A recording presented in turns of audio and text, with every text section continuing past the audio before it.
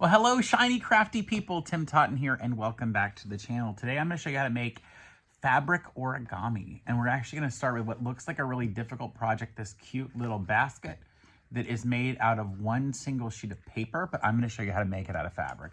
And basically, we need a sewing machine, we need something to cut with, and I'm going to use 2 pieces of fabric. I went ahead and cut this fabric 15.5 by 15.5, and 2 of them, and I backed them with some fusible interfacing so that they get a little stiffer, so that it'll fold a little more like origami. Now you'll see at one point we're going to leave a space so that we can turn this whole thing inside out. So now I'm just going to sew around it a 1/4 inch seam and then turn this inside out.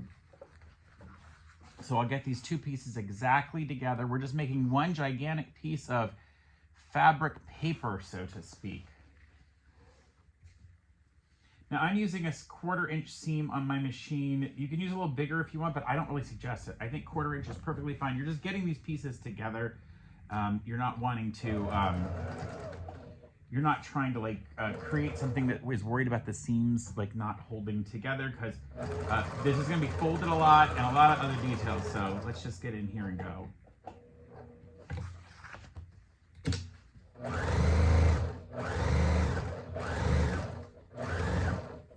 Now I'm using a relatively short stitch length just because I want to hold it together, but you can do longer, shorter, does not matter. Doesn't even matter if you go off the edge and have to start again, because this is just getting the 2 fabrics together. Now you need a square of fabric for this. You're going to definitely need a square for this, because the whole origami thing works on being a square. Now it'll look like the fabric is smaller here. It's just because I didn't put quite as much interfacing there. It's going to be in the seam anyway, so I'm not worried about it. The only other sewing I might do on here would be to just hold some parts together. I'm almost done flattening this out. Now you could do a lot smaller piece of fabric, but the problem with that is that it gets harder to fold all these little pieces, and then you won't have a very big, finished project, and you might want a cute finished project. So I get back to that place I started, and I'm actually gonna stitch off the edge this way. This is a secret I learned. It'll help turn those pieces in. I should have done it on the other side too. All right, so those are done. I just need to clip the corners here because I don't want a lot of extra fabric bulk, so I'll just go in there and cut off my corners, and I'm actually going to clip them pretty tight. Now some people just clip straight across, like they would just come in here and cut straight across. I like to actually come at even a stronger angle, and don't cut into that thread though. You can't cut to the thread, but this gives plenty because these things are going to fold in here when I fold it inside out, and I don't want to have any stuff going over. You see here, if you folded this in, you'd be stuck because as it folded all that extra material, that's why you cut it out of there. So I cut these out. Now, when you turn this inside out, you need to use some type of turner. I always tell people in my videos, you need something that is a blunt tool, not a sharp tool. So scissors are a no-go. Do not use scissors. Do not use a pen. What you need is something blunt. What you can use would be like a chopstick or a really big knitting needle, or you can buy a specific turner that's designed for this. These used to be made out of bone. Surprisingly. Now this one's just out of plastic. But you see it's got a bit of a blunt edge, and I can really use this. So I'm going to come in here and turn this entire thing inside out. I'll find my hole there and just start. Now you could leave a bigger hole there if you wanted. I didn't leave a very big hole, but I'm not that worried about it. I'm a pro at this. I've been doing this for years. I'm going to sort of birth it through here. And again, you could use a bigger hole because you're going to just stitch this whole thing, top stitch it down when you're done. So I'm going to get all of that, and you can start to pull as it comes through. You'll see you can start pulling it through. So I only left about a 3-inch opening. You might want to go 4 or 5, especially this is a 15.5 inch square. I certainly could have left. Now, because I used a 1/4 inch seam allowance on each of the 4 sides, it's going to only be 15 inches wide and only 15 inches tall once I finish this, and that's fine. That's a good size piece. I started with an 8.5 by 11 sheet of paper and folded it. So this is going to be at least twice the size of that other one, or close to it, awfully close to that. So I'm going to finish opening this up. Now, one fabric will be seen on the outside of this, and the other fabric will be the inside and these points that come out. So I picked some fabric that has some nice contrast to do that. Now I'm going to go find that hole again, and I'll put my bone turner in and just go to the corners that I need to point out and find them with that point. Once I can get all this fabric open. And this is why you don't want a pair of scissors or a knife or something super sharp, because you really want to point those corners in there to get it turned open. So I've done that. Go to the other edge, do the same thing. I'm going to do that on all 4 of those corners. Now, I'm actually doing this video with you in real time, and not just because I don't want to edit a video. I'm doing it with you in real time because I want you to see how long this project actually takes. And I want you to be able to, in real time, watch the origami back and decide the right way to flip and fold as it goes through. Those 2 points are done. Now the last 2 points are in here. And because I backed this fabric with that fusible interfacing, it's getting some nice stiffness so that when I fold it together, it's even going to get more rigid, and I won't need a lot of extra, I don't need any batting or any other material. And again, if I had done this hole wider, I could actually even get my entire hand in here. Now I just have to pull it down. And then I will take this to the iron and iron it all nice and flat and come back and put a stitch in it all the way around. That end's done, that corner's done, and now the last corner. All right, let's go over to the iron and flatten this all out.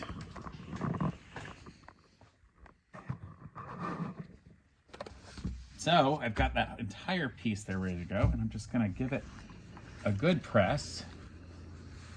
Get that flattened out. Make sure it actually flattens completely out, right? That the pieces flatten out completely so that I get a nice square.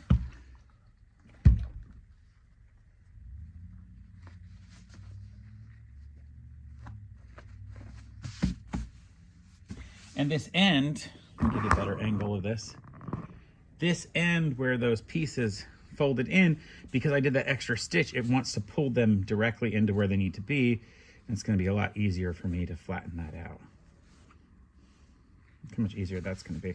So I'll put my iron in there and just give it a little. Same thing on this side.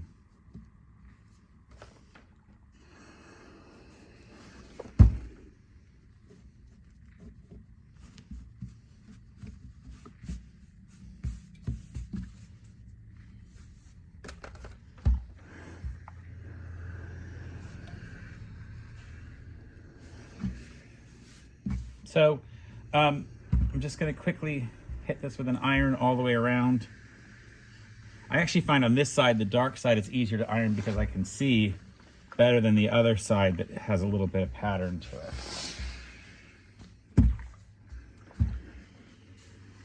All right, I'm going to put a stitch around there, and then we will go from there.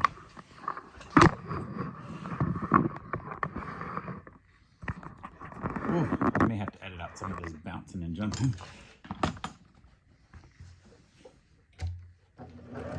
I'm just going to hit the edge stitch with this. I'm not even doing a full 1/4 of an inch.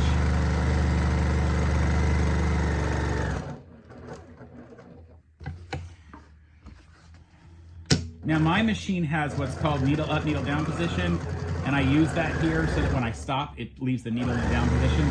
It allows me to turn corners super easy. If your machine has that as a feature, you should definitely use it. I went over a little too far. I'll just back up. It won't really be noticeable.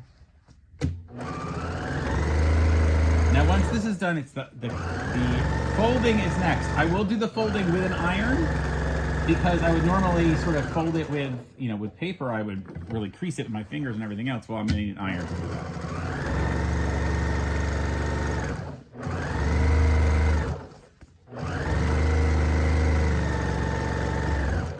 All right, so to create this, what we're going to do first is we are going to fold with the fabric we want to be on the outside facing down. And then we will come in and fold this entire thing in a triangle like this. So we're going to fold it into a triangle. Give it a little bit of a press just to hold it in place. We'll fold it into a triangle once again.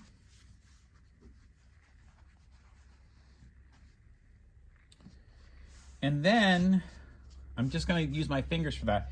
Then I will lift this up, and I'm just going to put my finger inside to hold that point that we just created and flatten it down.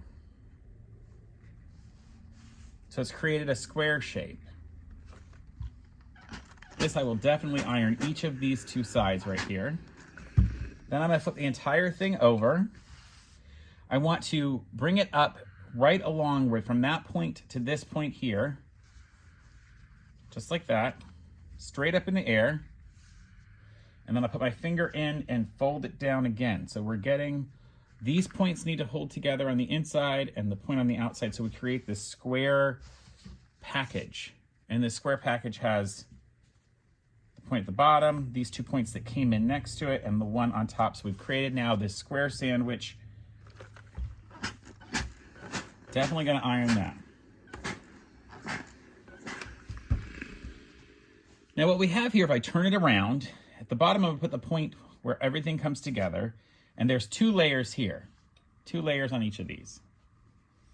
But up top, there's a full layer that you can roll back, these layers, and that other layer underneath. I'm going to take this line on the side and fold it to the very center. And there is a center line there from where we had pressed. So I fold it to the center. See, like this? This point's important down here because then I open up the material and pop that open. And this folded line now here is going to follow the line in the middle so that that becomes an even shape. I'm going to give you a view from above. I think this will be a lot easier to see from above.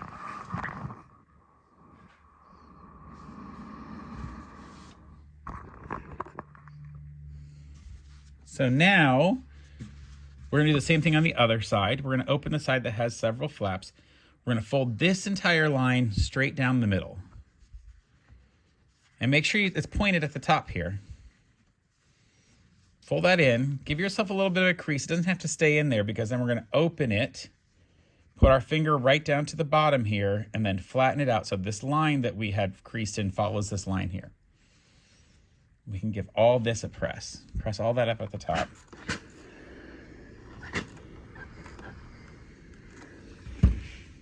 All right, and all of this has to stay together along this edge. Now you could come in with a needle and thread and just sew it together, or you can come in and just tack it together if you would like to. I'm going to come back later and put a stitch across here because this will pop open like this. So I will come and put a stitch in just a moment. Now that we're going to flip it over and do the exact same thing we just did. Remember, this is where all the material comes together into one point, and this is where it opens up. Take the line here where you can see the inside fabric and match that to the center. And if you need to do both of them at the same time to find out where the center is so that they line up, you can do that. Pretty easy to do. You could, if you wanted to, just press this in. I'm going to let that open up top and push it down. That one, same thing with the other one. Open it up, push it down, and now we need to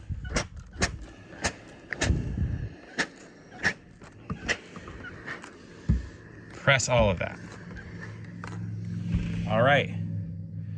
The last thing we're going to do is to fold over here, and then flip it over and fold again. And so you'll get an even shape like before.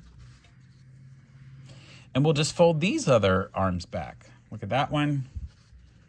This one. Now this is going to make our third arm. Believe it or not, we're almost done. We just want to go ahead and really iron and press that in. Lots of steam here is going to be best.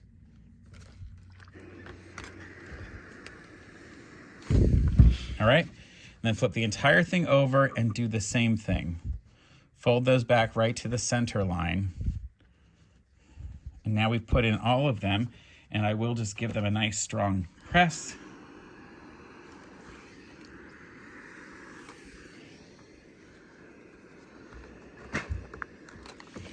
So now what I'm doing is going to go to the machine and stitch across all of these. So here we are at the machine, and we have all 4 of these. What I have to do is kind of fold them back.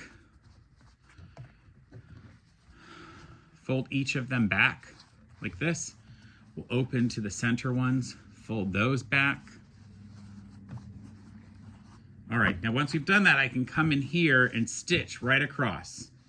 So I will kind of open it up a little bit and just do a simple stitch.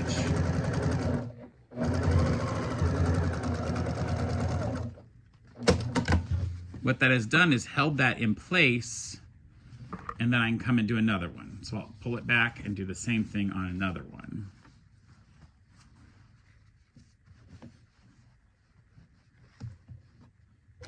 Now you might want to use matching thread. I'm using black thread actually, which I think it's brown colors. I don't think it'll be a problem.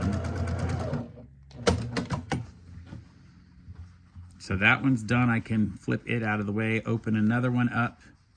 Well, that one's already been done. Open this one up, flip it over, and I'm going to stitch across from that point to that point.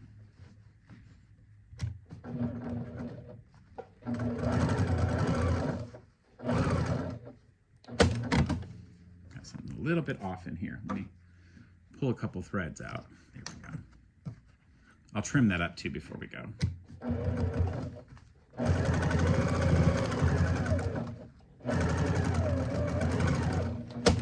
And I should only have one more left to do. I got to figure out which one it is. It's this last one right here. Now you could stitch from this side, but I'd be worried that I would catch some of these corners, so I'm going to stitch from the other side and just pull the materials out of the way.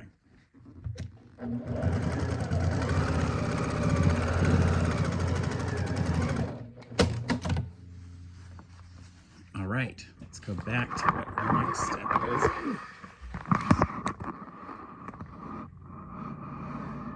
All right, now that we've finished all of those stitches, we're actually ready to open it up. So you see all those pieces fit here, and we just kind of push the bottom in. You gotta push sort of the bottom down. You push it down, and open it up. Now you could come in and add a couple more stitches if you want, especially by hand. I think a few hand stitches might be nice to hold this down in the edges. Let me trim a couple of pieces here. Or if you wanted to come in and tack this down near the bottom and just have it flap open. But look how cute that is as a finished origami piece. And it looks just like the one that we made out of paper. So here's how to make a cute origami piece. Now you could also come in and fold these or pull them back like this and stitch them on if you wanted. That would be cute. But you can do all sorts of things with this. And that's a lovely place to throw different tools and other stuff in there. That's a cute origami fabric piece as a fun play on fabric instead of paper. All right, folks, I have been Tim Totten, and I have been enjoying this project. So I hope you'll try out some fun origami. Maybe find other origami boxes that you can make. Use fabric to do it. And until next time, stay crafty. Bye for now. All right, interestingly, if I hadn't stitched those things down, I could take this apart and make completely other origami pieces too.